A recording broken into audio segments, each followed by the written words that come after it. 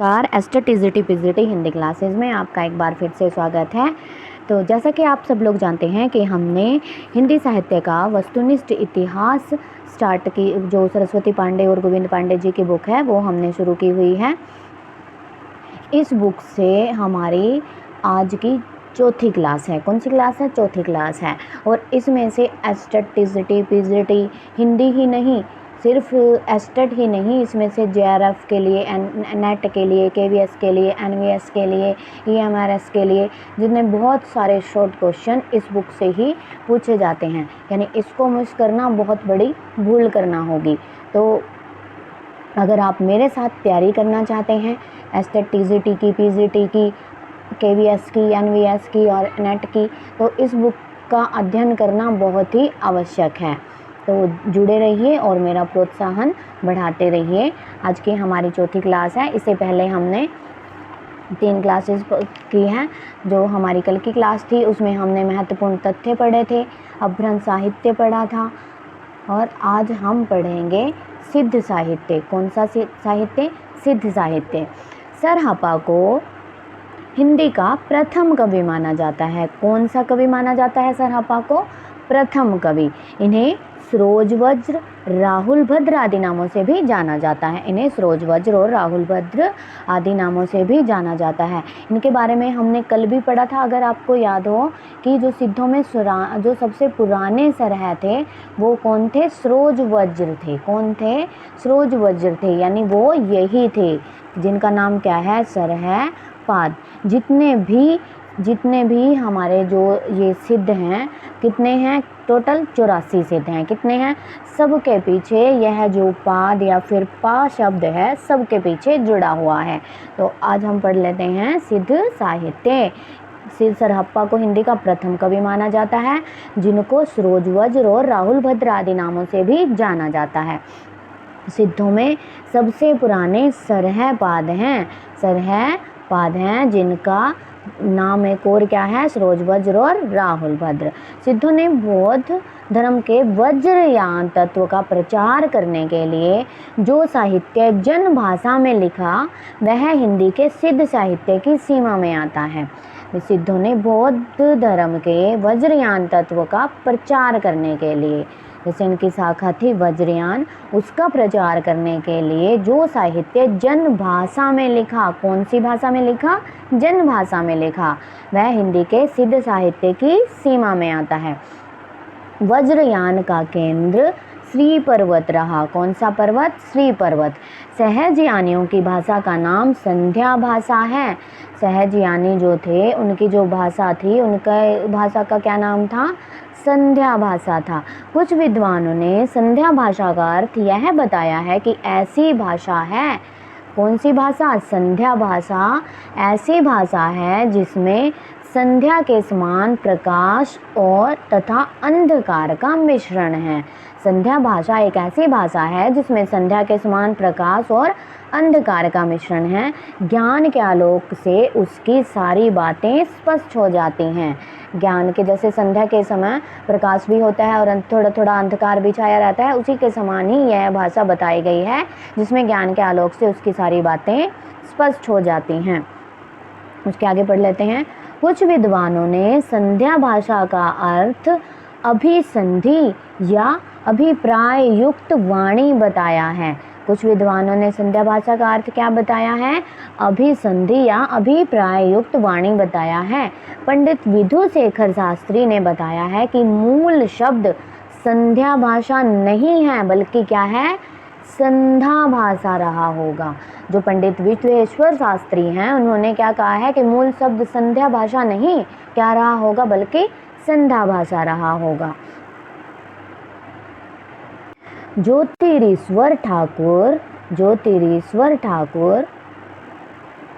रचित वर्ण रत्नाकर, ज्योतिरीश्वर ठाकुर के द्वारा जो रचित है वर्ण रत्नाकर नामक 14वीं शताब्दी के मैथिली ग्रंथ में 84 सिद्धों के नाम दिए गए हैं जो हमने कल पढ़े थे। जो हमने कल पढ़े थे 84 सिद्धों के नाम, वो ज्योतिरेश्वर ठाकुर द्वारा रचित है, जो वर्ण रत्नाकर 14वीं शताब्दी में, उसमें मैथिली ग्रंथ है वह, उसमें कितने सिद्धों के नाम हैं? 84 सिद्धों के। और कल भी हमने 84 सिद्धों के नाम पढ़े थे। सहजयानियों की संध्या भाषा का प्रभाव संत कवियों पर भी पड़ा। सहजयानियों की जो संध्या भाषा थी उसका प्रभाव किस पर पड़ा? संत कवियों पर भी पड़ा। वे उलटवासियाँ लिखने लगे। और सबसे प्रसिद्ध कौन है उलटवासियों में? यह आप मेरे को कमेंट करके बताइएगा।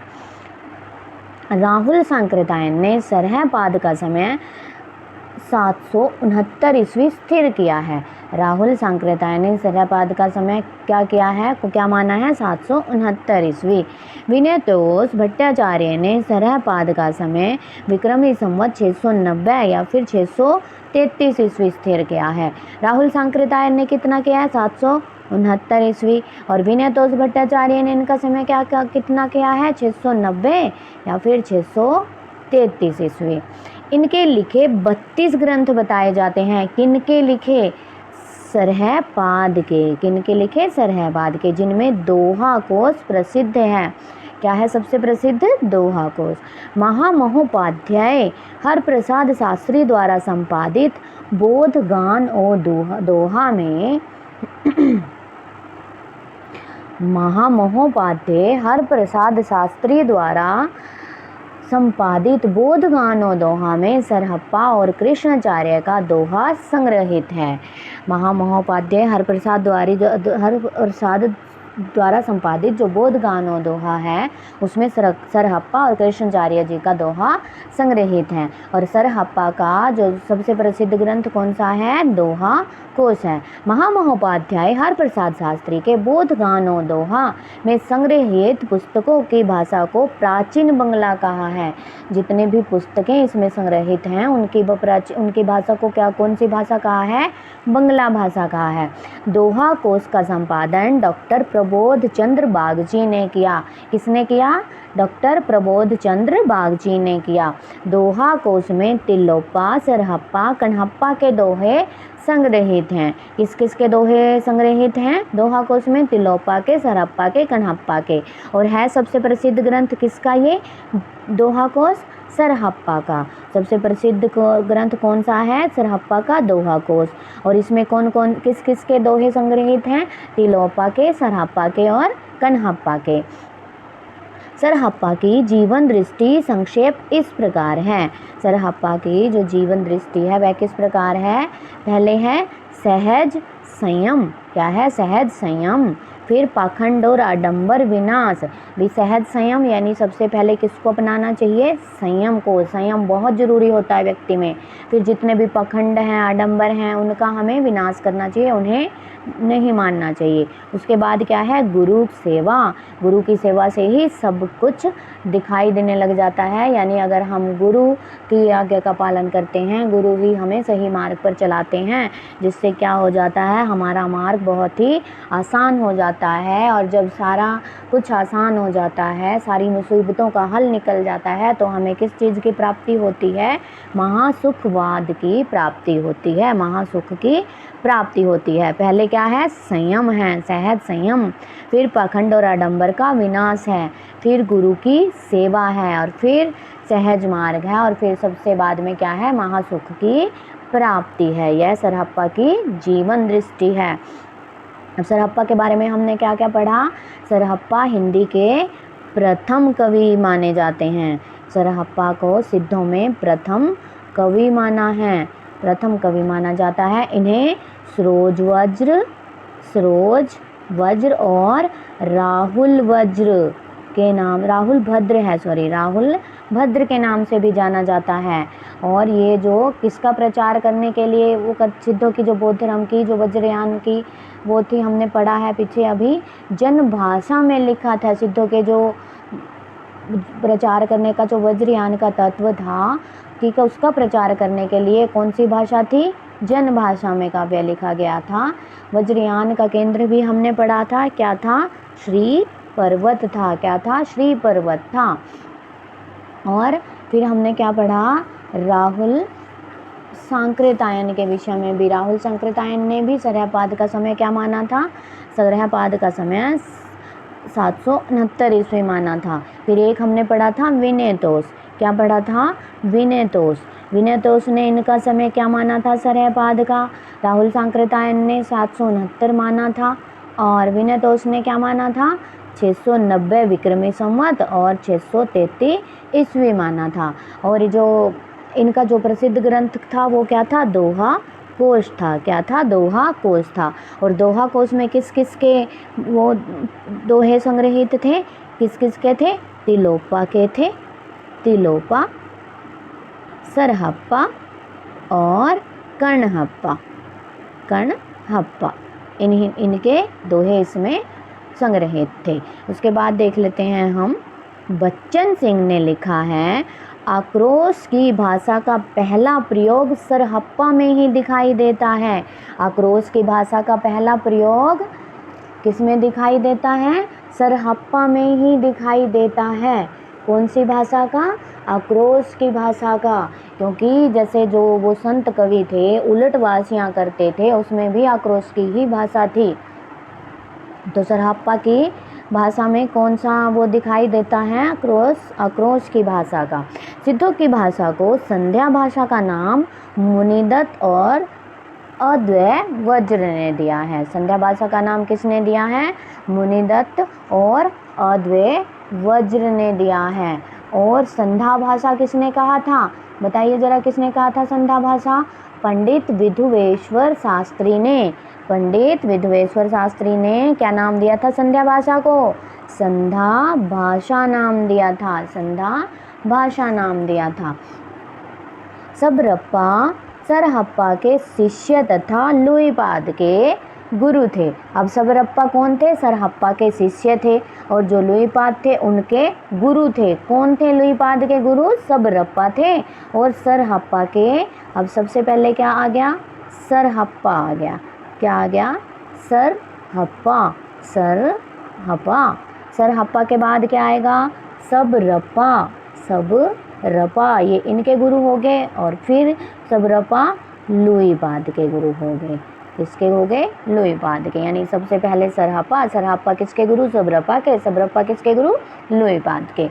सबरों की वेशभूषा में रहने के कारण इनका नाम सबरपाद पड़ा।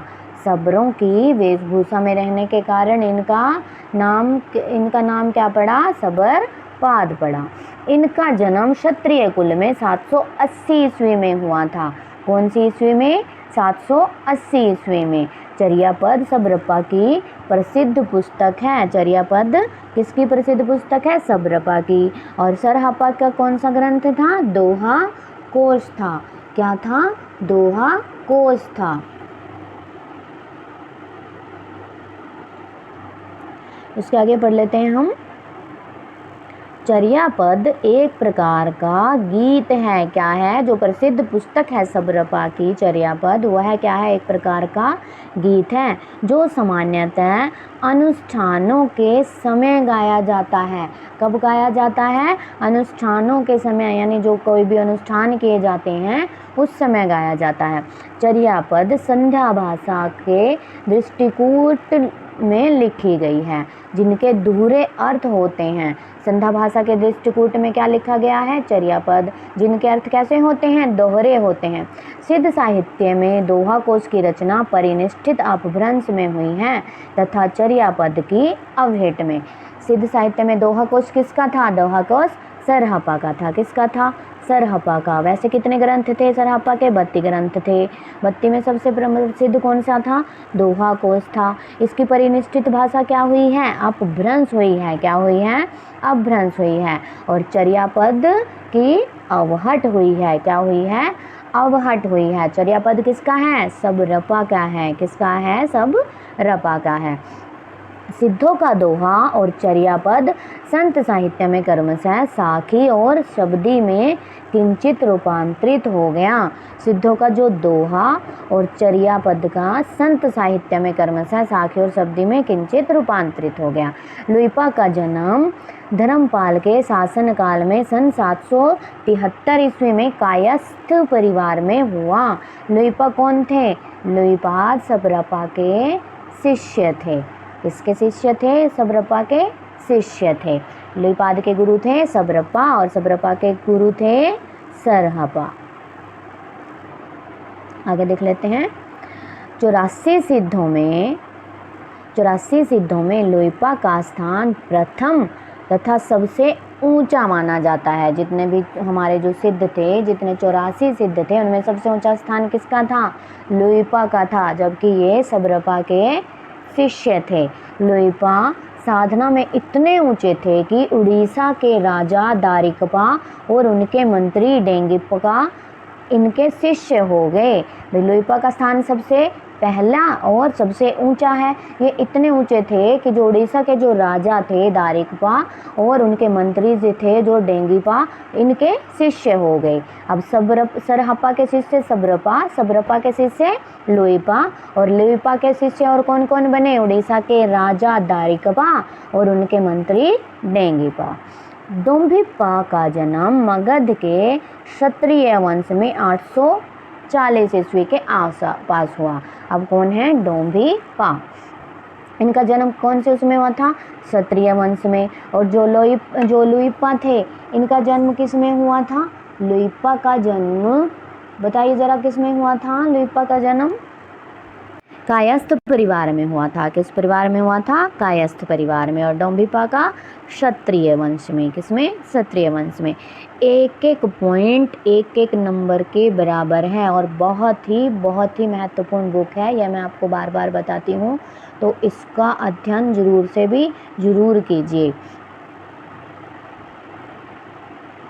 फिर है इनके द्वारा रचित। किनके द्वारा? डोम्भिपा के द्वारा रचित। कितने ग्रंथ बताए जाते हैं? 21 ग्रंथ बताए जाते हैं। 32 ग्रंथ किसके द्वारा बताए गए थे? अभी हम पीछे पढ़ के आए हैं। 32 ग्रंथ किसके द्वारा बताए गए थे? सरहपा के द्वारा। किसके द्वारा? सरहपा के द्वारा। और डोम्भिपा के कितने ग्रंथ बताए गए हैं? 21 ग्रंथ, जिनमें डोम्बी गीतिका, योगचर्या, अक्षर द्विकोपदेश आदि प्रसिद्ध हैं। क्या क्या हैं? जिनमें डोम्बी गीतिका, योगचर्या और अक्षर द्विकोपदेश और प्रसिद्ध हैं। डोम्भिपा विरूपा के शिष्य थे। किसके शिष्य थे? विरूपा के शिष्य थे। अब हमने क्या क्या पढ़ लिया? सरहपा पढ़ लिया हमने पहले। क्या क्या पढ़ लिया? सरहपा सरहपा के शिष्य थे शबरपा। कौन कौन से थे? शबरपा के शिष्य थे लुइपाद। ठीक है। फिर हमने पढ़ा डोम्भिपा, और डोम्भिपा किसके शिष्य थे? विरूपा के शिष्य थे। क्या थे? डोम्भिपा विरूपा के शिष्य थे। कण्हपा सिद्धों में सर्वश्रेष्ठ विद्वान तथा सबसे बड़े कवि थे। सबसे ऊंचे कौन थे? सबसे ऊंचे थे लुइपाद। कौन थे सबसे ऊंचे? लुइपाद थे। कि जो भी ये इतने ऊंचे थे कि इनके जो उड़ीसा के जो राजा थे वो भी इनके शिष्य बन गए थे। उड़ीसा के राजा दारिकपा और मंत्री डेंगिपा। सबसे पहला स्थान और सबसे ऊंचा स्थान किसका है? लुइपा का है, लुइपाद का है। और फिर क्या है? कण्हपा सिद्धों में सर्वश्रेष्ठ विद्वान तथा सबसे बड़े कवि थे। कण्हपा का जन्म कर्नाटक के ब्राह्मण वंश में हुआ था। अब हमने पढ़ लिया, देखो लुइपा का जन्म कायस्थ परिवार में हुआ था। कौन से परिवार में हुआ था? कायस्थ परिवार में हुआ था। ठीक है। डोम्भिपा का जन्म क्षत्रिय वंश में हुआ था। अब कण्हपा का जन्म किस में हुआ? ब्राह्मण वंश में हुआ था। राहुल सांकृत्यायन के अनुसार कण्हपा पांडित्य और कवित्व में बेजोड़ थे। किस में? पांडित्य और कवित्व में बेजोड़ थे। कण्हपा बिहार के सोमपुरी स्थान पर रहते थे। कहाँ पर रहते थे? बिहार के सोमपुरी स्थान पर, तथा जलंधरपा को अपना गुरु मानते थे। किसको मानते थे? अब देखिए यहाँ पर डोम्भिपा के गुरु कौन थे? वीरूपा थे।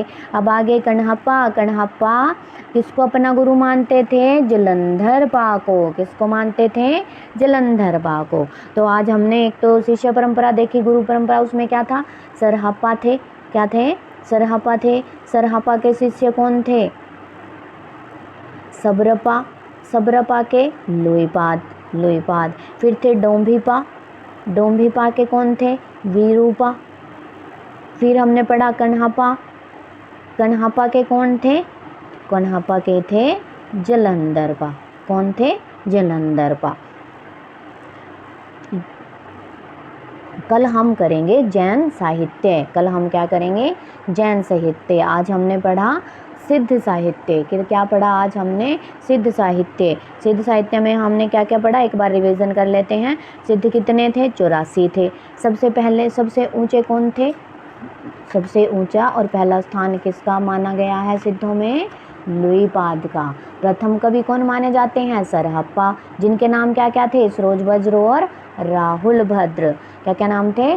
सरोजवज्र और राहुल भद्र।